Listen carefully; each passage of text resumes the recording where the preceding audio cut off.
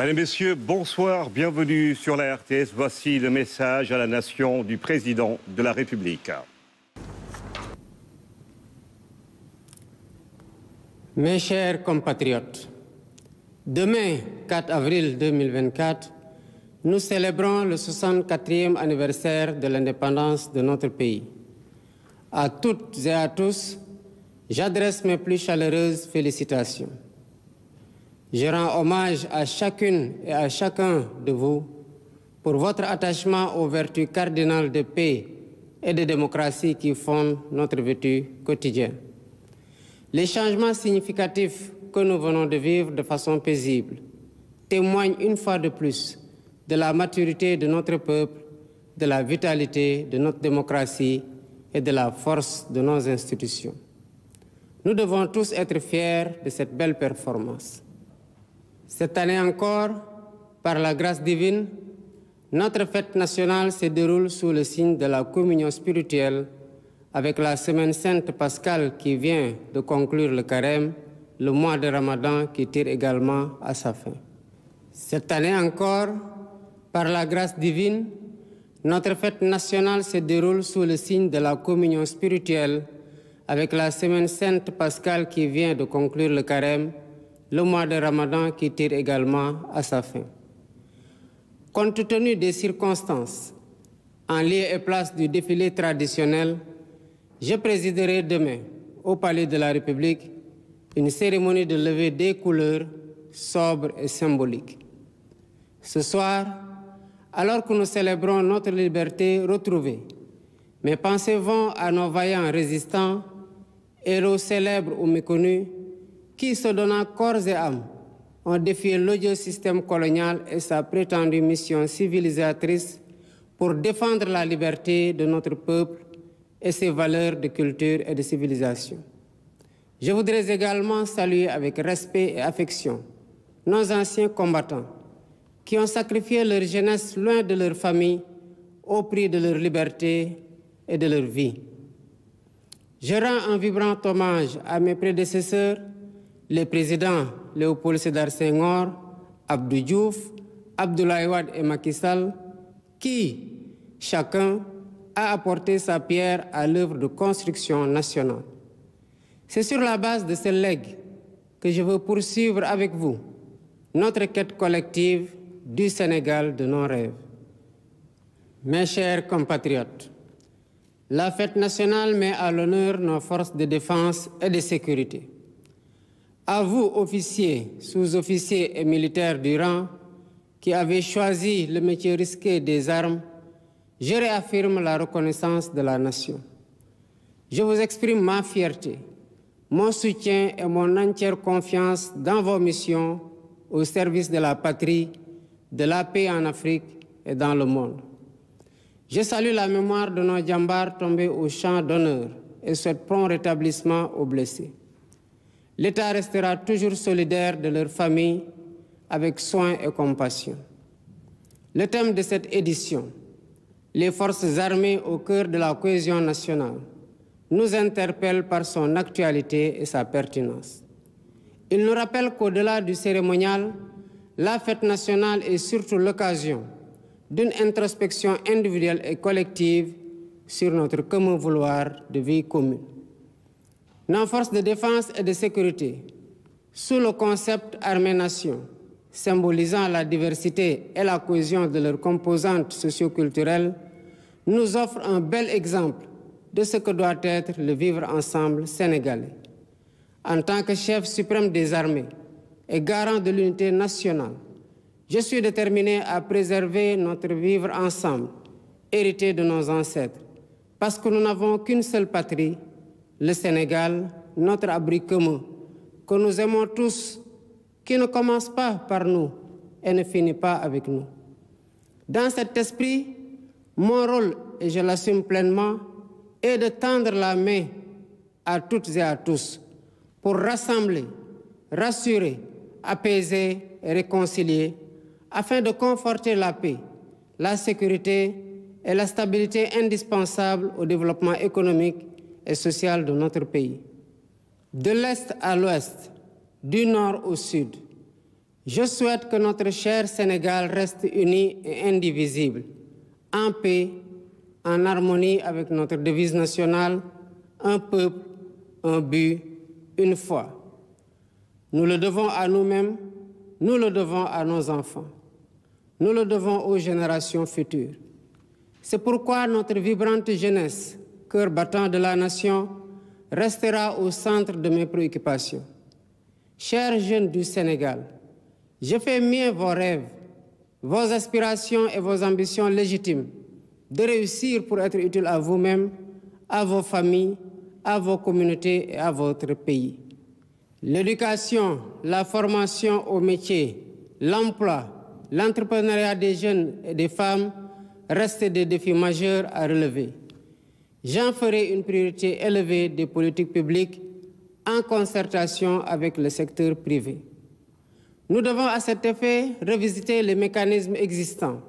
les améliorer et les rationaliser afin qu'ils répondent mieux aux besoins d'emploi et autres activités génératrices de revenus pour les jeunes. Pour encourager la création d'emplois, je compte m'appuyer sur un secteur privé fort parce que soutenu par l'État. Sur la base de nos besoins prioritaires, nous travaillerons ensemble pour endogénéiser notre économie. Bien entendu, le secteur privé international aura son plein rôle à tenir. Les Sénégalais sont braves, mais ils sont fatigués et attendent de nous des solutions contre la vie chère. La question du coût de la vie me préoccupe particulièrement et retient toute mon attention. Dans les jours à venir, des mesures fortes seront prises dans ce sens, après les concertations que j'entreprendrai avec les acteurs concernés. Mes chers compatriotes, de l'indépendance à nos jours, notre système politico-institutionnel et judiciaire a vécu bien des péripéties, les unes plus heureuses que les autres. 64 ans après, le moment me semble venu de tirer les leçons de nos réussites et de nos échecs pour une gouvernance publique plus moderne, plus républicaine et plus respectueuse des droits humains. C'est pourquoi, après avoir démissionné de mon poste de secrétaire général de PASTEF Les Patriotes, pour ainsi me mettre au-dessus de la mêlée, je convoquerai de larges concertations avec la classe politique et la société civile sur la réforme du système électoral notamment, le remplacement de la Sénat par une commission électorale nationale indépendante avec un renforcement de ses moyens de fonctionnement et de ses prérogatives, la rationalisation du nombre de partis politiques ainsi que leur financement, l'inscription sur le fichier électoral concomitamment à la délivrance de la pièce nationale d'identité. Par ailleurs, pour redorer le blason de la justice, lui redonner le prix qu'elle mérite et la réconcilier avec le peuple au nom duquel elle est rendue, j'entends organiser des assises regroupant les professions du métier, magistrats, avocats, huissiers, greffiers et autres auxiliaires de justice, les professeurs d'université et les citoyens pour identifier des pistes de solutions aux problèmes de la justice. Dans la quête d'un Sénégal meilleur au bénéfice de tous, j'entends instaurer une gouvernance vertueuse fondée sur l'éthique de responsabilité et l'obligation de rendre compte. En outre, j'engagerai sans tarder une politique hardie de bonne gouvernance économique et financière par la lutte sans répit contre la corruption, la répression pénale de la fraude fiscale et des flux financiers illicites, la protection des lanceurs d'alerte, la lutte contre le détournement des deniers publics et le blanchiment d'argent, l'amnistie des prête-noms et leur intéressement sous condition d'autodénonciation, la publication des rapports de l'IGE, de la Cour des comptes et de l'OFNAC.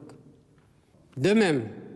l'exploitation de nos ressources naturelles qui, selon la Constitution, appartiennent au peuple, retiendra particulièrement l'attention de mon gouvernement. Ainsi, en plus de la mise en ligne déjà effective des contrats miniers, pétroliers et gaziers sur le site de l'ITIE Sénégal, je ferai procéder à la divulgation de la propriété effective des entreprises extractives conformément à la norme ITIE, à l'audit du secteur minier, gazier et pétrolier et à une protection plus soutenue du contenu local au bénéfice du secteur privé national. Au demeurant, je voudrais dire à tous nos partenaires privés qu'ils sont les bienvenus au Sénégal. Conformément aux lois et règlements en vigueur, les droits de l'investisseur seront toujours protégés, de même que les intérêts de l'État et des populations. À nos pays amis et partenaires, je voudrais assurer que le Sénégal reste un pays ouvert et accueillant pour tous. Nous veillerons sans cesse à maintenir et raffermir les relations de bon voisinage et de solidarité agissantes au sein de nos organisations communautaires, notamment la CEDEAO et l'UEMOA. Héritier de l'idéal panafricaniste de Cheikh Anta Diop et de Léopold Sédar Senghor, un des pères fondateurs de l'Organisation de l'Unité africaine, nous demeurons fermement engagés dans la construction de l'intégration africaine et la réalisation des objectifs de la zone de libre-échange continentale africaine. Nos partenaires étrangers de tous horizons sont d'égale dignité pour nous. À tous, nous devons respect et considération. Et de tous, nous demandons respect et considération. Nous resterons engagés pour une gouvernance mondiale plus juste et plus inclusive, dans le respect de l'égale dignité des valeurs, de culture et de civilisation. Mes chers compatriotes, la fête nationale, symbole de notre souveraineté, nous rappelle que nous sommes seuls face à notre destin et que personne ne fera à notre place ce que nous ne sommes pas disposés à faire pour nous-mêmes. Nous avons la responsabilité historique de conforter notre souveraineté en rompant les chaînes de la dépendance économique par le culte permanent du travail et du résultat. Dans cet esprit, l'administration doit agir à tous les niveaux de façon plus accueillante et plus efficace pour les usagers du service public. Nous devons bannir de nos pratiques les procédures et formalités indues qui altèrent l'efficacité de l'État. Dans cet objectif, j'entends investir massivement dans la digitalisation des services et des procédures administratives. De même, il y a urgence à gagner notre souveraineté alimentaire en investissant plus et mieux dans l'agriculture, la pêche et l'élevage, les trois mamelles nourricières de notre pays. Je tiens particulièrement à ce que les subventions substantielles dépensées chaque année dans la campagne agricole bénéficient aux véritables producteurs et non à des acteurs intermédiaires. En définitive, mes chers compatriotes, l'indépendance que nous célébrons demain est certes un événement festif, mais aussi et surtout un test de résilience et de grandeur pour la nation. Notre mérite et notre honneur, c'est de réussir l'épreuve en affichant une confiance résolue en nous-mêmes pour vaincre nos peurs et nos doutes, surmonter les obstacles devant nous et poursuivre ensemble notre marche solidaire vers notre destin commun, main dans la main, épaule contre épaule. C'est à cela que je vous invite dans la communion des cœurs et des esprits. Vive le Sénégal en paix et en sécurité, unis, libres et prospères. Bonsoir et bonne fête de l'indépendance. Vous venez d'entendre donc le message à la nation du président de la République, Bassirou Diomaye Diakhar Faye. La version française à présent, voici la version en wolof du déglu président de la République. Mbokki Sénégal, maa ngi leen di nuyu. Suba di ñeenti fan ci weeru avril ci atum 2024 di juróom benn fukk ak ñeenteelu at ñuy fête suñu indépendance. Ma di ndokkeel ñëpp ñi Sénégal ci biir réew mi ak ci bitim réew. Di leen jaajëfal ci ni nga xamante ne ñun ñëpp di ay Sénégalais noonu la ñu fonkee lii di jàmm ak démocratie. Ñu xam ne ñun ñëpp coppite gi am ci kaw bopp réew mi di élection présidentielle yi ñu weesu doonte commencé na sax ci ay xat-xat niñ ko jeexalee rafet na taaru na ba seen àdduna yépp ñu ciy bàkk naw ñu ci te duñ ci jaajëfal kenn ku ne ci ñun nag war ko ndamoo waaye war ko téye boole googu ñu yàlla boole ba nu mu xat-xat buñ ci duggee ñu génn dañ ko ciy sant bu baax a baax rawatina ren gii nga xam ne dafa tombeeg suñu fête indépendance dafa tombeeg kooru chrétien yi jeex ba ñu fête Pâques kooru jullit yi di waaj a jeex ñu jubli ci korité ren gii xat-xat yi ñoo waral nu ñu daan defee organiser défilé bi duñ ko doxalee noonu waaye dañuy yem rekk ci def lu ñuy wax cérémonie de levée de couleur fii ci palais de la République waaye du tere ñu jàpp ne ndam la ci ñun ci gannaaw ba ay nit xeexee ba ñu moom suñu bopp ba am suñu indépendance di ko fête at gu ne muy ñu xam ak ñu xamul ñu leen di ndokkeel di leen jaajëfal ñuy jaajëfale tamit anciens combattants yi ak ñépp ñi nga xamante ne xeex nañu ngir Sénégal moom boppam Sénégal doon lu mu doon tey ma ciy ndokkeel ñi nga xamante ne yàlla teggoon na la fii ci bopp réew mi muy président Léopold Senghor di président Abdou Diouf di président Abdoulaye Wade ak di président Macky Sall mi fi mujje ndax kenn ku ne ci ñoom am na loo def ci li réew mi nekk tey muy lu def ba ñëpp respecté ñu ci àdduna ci kaw loolu laa fas yéene tabax tamit jëmale ci loo xam ne moom la Sénégal nam ma doon fi ñu toll nii diggante bépp sénégalais mbokki Sénégal fête nationale nag saa yu ñu ko waxee ci indépendance dañuy xalaat suñu force de défense et de sécurité ma di leen wax sama mbégte sama jàppale ak sama kóolute ci lépp loo xamante ne jox nañu leen ko dénk leen ko ñu koy doxal te muy luy andi jàmm fii ci biir réew mi ci bitim réew ci Afrique wala feneen ci yeneen dëkk yi di fàttali ko tamit suñu jàmbaar yi nga xamante ne ci nu ñuy demee pour jàmm am ci fépp ñu fay xeex am na ci ñoom ñoo xamante ne daanu nañu ñu di leen ñaanal yàlla yërëm leen te di masow ñëpp ñi nga xamante ne am nañ ci ay gaañu-gaañu di leen wax nag nguuru Sénégal dina wéy di taxaw seen njaboot ci nu mu gore ren gii teemu fête bi di forces des armées au cœur de la cohésion nationale maanaam ñi nga xamante ne ñoo yore kaaraange réew mi lan mooy ci seen solo ci liy andi jàmm ci réew mi daf ñuy fàttali ci ak fa ñu jaar te yàggul dara que ku ne ci ñun war na xoolaat ci boppam xoolaat ci lépp li nga xamante ne ñoo ko bokk ci ni ñuy tabaxee Sénégal boo xam ne Sénégal gu neex a dund la ku wax nag armée wax nation maanaam askan muy wane armée kenn ku ne mën na caa dem xeet boo bokk ak loo mënti gëm ak noo melti mel donte na nga doon sénégalais rek loolu du ñu fàttale nag yeneen sénégalais yi nekkul tamit ci armée ni ñooñu di demee bokk ak di daje armée noonu la ñu yàlla boole fii Sénégal te ñu war ko sàmm bu baax a baax a baax ci man ni ma nekkee ki nekk ci kaw armée yi di chef suprême des armées doon koo xamante ne juboo gi ci biir réew mi ci sama loxo la ko yàlla teg benn dëkk muy Sénégal lay fàttali ne moom la ñu am te du ci ñun la commencé du ñun la jeexee kon ñun ñëpp am responsabilité wu sàmm Sénégal ci nu mu waree ngir mën ko joxe ci loxo yu mu gën a seddee suñ njaboot ci di ñëw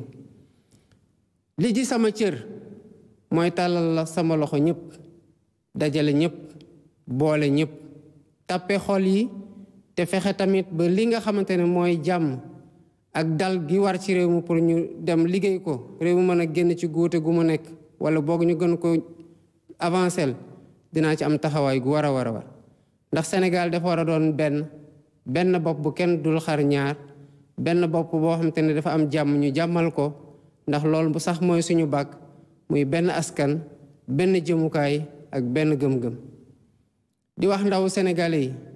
que gis naa seen jafe-jafe dégg naa seen métit waaye dinaa jël seen gént ak li ngeen xamante ne moom ngeen namm ci defaru ak defar seen bopp defar seen waajur jàppale leen jàppale seen bopp jàppale réew mi dinaa ci taxaw bu baax a baax ba lépp lu jub njàngale lépp lu jub formation lépp lu leen di jox liggéey dina doon loo xamante ni ci sama mandat bii dinaa ci am taxawaay gu mucc ayib loolu nag dinaa ko def muy fexe ndaw ñi am liggéey fexe ndaw ñi mën a dimbale seen bopp dimbale seen njaboot dimbale seen waajur waaye ñi ma ci mën a àndal mooy ñii nga xamante ne mooy lu ñuy wax secteur privé te ñoom ñoo yore koom gi ci réew mi bu liggéey amee tamit ñoom ñoo koy joxe waaye day fekk nag mu lalu ci secteur privé boo xamante ne dafa am doole ndax réew mi daf koy jàppale état jàppale ko sénégalais yi ay jàmbaar lañ waaye sonn nañ moo tax ci fan yii di ñëw lépp li nga xamante ne war naa ko jël ci ay mesures bokk ko waxtaan ko ñoo xamante ne ñoo nekk ci secteur économique bi muy secteur privé muy commerçant yi muy ñeneen ñi nga xamante ne seen loxo nga ci dinaa ko def pour ñu mën a def loo xamante ne mooy wàññi jafe-jafe yi nga xamante ne am nañ ko ci dund gi waaye loolu yëpp tamit gannaaw jafe-jafe yi dañoo war a taxaw ci li dalal réew mi gannaaw def nañu juróom benn fukki at ak ñeenteel di fête indépendance dafa jot tamit ñu taxaw xool ba xam fan lañ bëgg a jëmale Sénégal ak naka lañ ko fa bëgg a jëmale ndax Sénégal dafa war di wéy di doon modèle ci Afrique ci gouvernance maanaam nu ñu téye réew mi ak ci ni nga xamante ne noonu la ñu respecté ak yelleefu doomu adama yi fiy dund ba ca réforme institution yooyu maanaam naka la ñuy doolelee li ngan ko réew mi da ci am exemple buñ ci bëgg a joxe te yàgg ko wax tamit mooy man mii bés biñ ma fale ba def ma président de la République ma prêter serment ci laa décidé ne cërub ndombal tànk secrétaire général Pastef les Patriotes bi ma tàkkoon tekki naa ko bés ni ko tey pour doon président boo xam ne dafa tëddee njaaxaanaay ngir ñu jëmale ci waxtaan yi nga xamante ne dafay dalal maanaam espace politique bi maanaam langue politique bi ndax yaakaar nañu ne te loolu mooy li nga xamante ne moom la ñu waxtaan ak sénégalais yi lii di lépp lu laali ci wote war nañ ko gën a ñongal war nañoo dem ci am loo xamante ne élection dootul dépendre ci ministère de l'intérieur direction générale des élections ndax jafe-jafe yi ñu ci am ren gis nañu ko ñu bëgg samp nag lii di commission électorale nationale indépendante boo xamante ne day moom boppam war a waxtaane tamit li nga xamante ne mooy ni ñuy xoolee ba parti politique yi nga xamante ne bari nañ lool ñu gën leen a boole pour gën leen a mën a wàññi te jàppale tamit parti politique yi nga xamante ne ñu ngi ci langue politique bi am taxawaay gi war di former di animer vie politique bi ñu mën leen a jàppale ci financement te mu doon financement boo xam ne tamit dañ koy saytu bëgg nañu ne tamit lii nga xamante ne mooy coowal fichier électoral fii ci Sénégal jeex ndax mënuñ ci élection yi ñuy dem rek ñu andi coowal fichier électoral ba tax na bokk na ci li ñu bëgg a jëm mooy képp ko am pièce nationale d'identité dootoo gisati ci gannaaw ne mënuloo wote ndax boo amee pièce d'identité doon Sénégalais di nga war a wote fas yéene nañ tamit waxtaanee yoon ngir yoonal loolu li ñu koy may mooy toog ak ñëpp ñi nga xamante ne ñu ngi liggéey ci yoon muy avocat yi muy magistrat yi muy greffier yi muy ñeneen ñi nga xamante ne dañu leen wax ay auxiliaire de justice te seen liggéey jeexee ci yoon wala muy tàmbalee ci yoon ñooñu jàpp nañu bu ñu waxtaanee ak ñoom waxtaan tamit ak citoyen sénégalais yi nga xamante ne bu yoon dalee seen kaw lay dal te ñoom ñooy soxla tamit dem ci yoon pour ñu sàmm seen ak seen yeleef dinañ am yoon gu gën gi nga xamante ne am nañ ko ci fan yi kon yoon dina gën a jubbawaat ak askan mi nga xamante ne ci turam lañ koy joxe waaye lii dafa nekk pàcc rek ci li nga xamante ne rupture la buñ ñu bëgg ko andi te bi ci gën a mag yaakaar naa ci sénégalais di ko xaar ci ñun mooy naka la ñuy sellalee li nga xamante ne ñun ñoo ko moom te mu am ñu koy denc muy gouvernance vertueuse te ànd ak tamit loo yore nga am ci éthique de responsabilité maanaam nga doxal ko ci maandute te tamit xam ne bés dina ñëw nga war a taxaw ci biir kanamu askan wax leen ne li ngeen ma dénkoon nii laa ko doxalee fii laa ci yem nii la mu doon lu ñëpp xam ndax lu ñëpp bokk ñëpp ko war a saytu ngir ñëpp jot ci moo tax lii di guerre dinañ ko xeex gu tar ci réew mi boole ci nag ñi nga xamante ne tamit dañoo nekk ci réew mi di liggéey réew mi jàppale leen jox leen sécurité jox leen infrastructure jox leen sax ay avantages yenn saay waaye ñuy wëlbati ko nag lempo gu ñu war a fay pour réew mi continuer di màgg di defar ay infrastructure tabax lu ne ñu bañ ko fay ñooñ tamit dinañ ci taxawaay gu wër ak ñi nga xamante ne dañ koy jël di ko yóbbu bitim réew ci anam yoo xamante ne warut bëgg nañu tamit dooleel ñi nga xamante ne fépp fu ñu fekk luy yàqu te muy yàqal Sénégal dañ koy wax waaye ñu yàggalee na noot yàggalee na fitnaal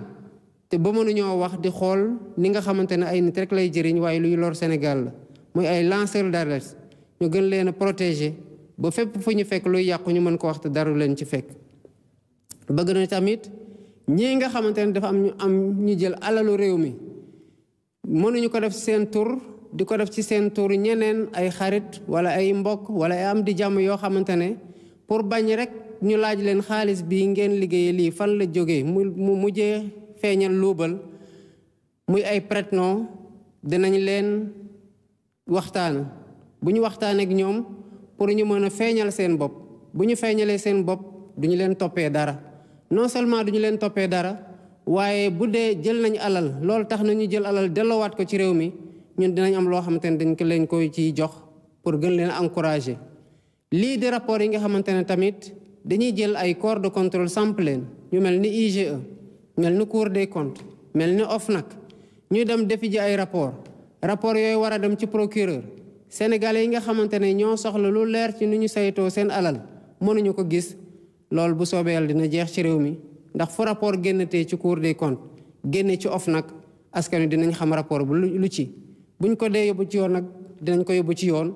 bu dee am na ñu ca tuumal loolu yoonay wax ndax taqee nañ ci wala taqeewuñ ci.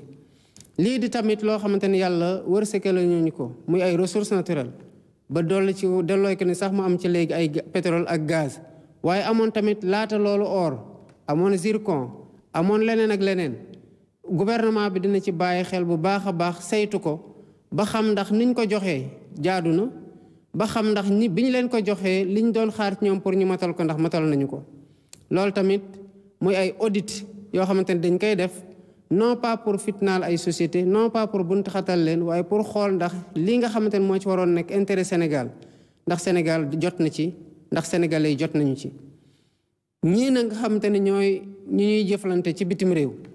te muy ñoo xamante ne yàgg na ñoo ñëw Sénégal nañu xam ne wala bëgg nañoo ñëw Sénégal dañu xam ne Sénégal tey la gën a ubbeeku Sénégal tey la gën a wóor te Sénégal tey la gën a taxaw sax waxatuma la biir Sénégal waaye biir Afrique biir CEDEAO biir UMOA pour dal am fa pour jàmm am fa. ndax ku ne Sénégal nag wax Cheikh Anta Diop ku ne Sénégal wax Léopold Sédar Senghor mi nga xamante ne yàgg naa xar ci tànku tubéyam pour réewum Afrique booloo pour askanu Afrique booloo kon loolu dinañ ci taxaw gën cee taxaw xar ci suñu tànku tubéy ba luñ ci mën a matal rek ci nuñ ko waatee ñu matale ko noonu. mbokki Sénégal dañoo war a xam ne gannaaw ba ñu moomee suñu bopp suñu problème ñun rek ko mën a régler kon kenn du ñëw duñu fajal loo xamante ne ñun mën nañ ko fajal suñu bopp waaye bëgguñu koo fajal suñu bopp. lii nga xamante ne nag mënuñu koo defal suñu bopp ndax yàgg a dépendre ci bitim réew war nañ ci taxaw taxawaay bu baax a baax ba lu ñuy soxla ñu bañ di ko jéggaani. loolu moo tax lépp lu ñu war a def ci mbéy mi ci càmm gi ak ci napp gi dinañ ko matal dinañ ko gën a dooleel pour Sénégal bañ a tey jéggaani lu bari ci li nga xam te ku def koy soxla pour lekk ko. waaye administration publique tamit war nañoo gën a góorgóorlu gën a ñongal seen procédure gën a ñongal nu ñuy liggéeyee pour gën a am ay résultats yoo xam ne dafay jëm ci askan wi gën leen a noppal. loolu moo tax sama gouvernement lépp luy xarala yu yees yi ñu koy woowee digitalisation dinañ ci def xaalis yu bare pour yenn yi sax bañ a tee jar nit di déplacé wu di jóge fu sori pour dem amee ji ko ci administration waaye tamit pour yokk ci transparence boo xam ne kuy def da ngay xam ne li ngay def ñëpp a ngi koy xam ñëpp a ngi koy gis ba doo ci mën a def loo xam te ne day lor askan wi. lii boo ko waxee tamit noonu lañ ko war a fas yéene waxee ci lépp luy lekk daan naa wax sànq fokk ñu dolliwaat liggéey ci mbéy fokk ñu dolliwaat liggéey ci càmm fokk ñu dolliwaat liggéey ci napp pour bañ a tey jégaani dara. waaye lii di subvention agricole yi muy doon xaalis goo xamante ne dañ koy jox war ko jox producteurs yi war ko jox béykat yi dinaa fexe ba muy egg ci béykat yi taxaw ci tem mu bañ a tee dem ci ñoo xamante ne duñu béy duñu produire waaye subvention yi ci seen loxo lay des askan du ko gis. kon mbokki Sénégal saa yi ñu taxawee ci bëtu indépendance rek doonte feet la ci ñun ñëpp waaye tamit taxawaay la pour ñu xool fa ñuy jaar ba Sénégal doon lu mu nekk tey ak nakal ban taxawaay la ñu war a am ba Sénégal ëllëg gën a màgg Sénégal gu ñu am tey. loolu dafa ànd ak ñu bañ am lu ñuy ragal bañ am lu ñuy sikki sàkk bañ am lu suñuy xel di jiixi jaaxa jàppalante loxoog loxo tegante mbagg ak mbagg pour dox jëmale ci li nga xamante ne mooy yéene askan wi mooy li askan wi bëgg a doon li askan wi bëgg a gis Sénégal doon ñu mayante jàmm yéene wante jàmm tappe xol yi boole xel yi xalaat li ñuy xel li pour mu doon loo xamante ne mooy suqati Sénégal ba faw mbokki Sénégal jàmm la ñu woote dal la ñu woote kaaraange la ñu woote ndax ci jàmm ak dal ak kaaraange rek lay naataange di amee maa ngi leen di sant di leen gërëm bu baax bésub jàmm ci indépendance Sénégal ëllëg incha allah. De la fête de l'indépendance du Sénégal, 64e anniversaire, le président Bassirou Diomaye Diakhar Faye a tenu à rendre un vibrant hommage aux anciens combattants qui ont fait face au système colonial. Il a aussi magnifié le travail effectué par ses prédécesseurs à la tête de notre nation, de Senghor à Macky Sall, en passant par Abdou Diouf et Abdoulaye Wade. Mes chers compatriotes, demain, 4 avril 2024, nous célébrons le 64e anniversaire de l'indépendance de notre pays.